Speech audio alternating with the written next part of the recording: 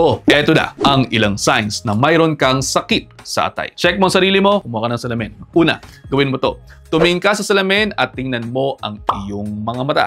Dapat puti yung paligid, di ba?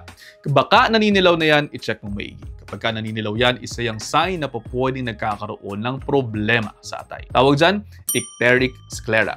Yung iba, tinatawag din itong jaundice, pero mas general term kasi yon sa paninilaw ng balat na isa ring sign ng pagkakaroon ng sakit sa atay. Nangyayari dyan, pwedeng masyadong mataas ang chemicals sa katawan na kung tawagin ay bilirubin na nangyayari kapag ka nagbe-breakdown ng ating RBCs or red blood cells. Pero kapag sumobra ang bilirubin sa dugo at hindi na nagpo-function ng maayos ang liver, nagbi-build up yan sa ating katawan at nagiging dilaw yung mata. Ilan sa mga dahilan niyan ay pwedeng mayroong hepatitis, pwedeng mayroong gallstones, pwedeng dahil sa pag-inom din nyo ng alcohol na apektuhan ng inyong atay.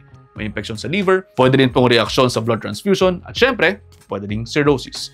Ilan pang signs ng pagkakaroon ng sakit sa atay ay ang paglaki ng inyong tiyan, pagdadarken ng ihi, pagkawala ng kulay ng dumi, at pumamanas.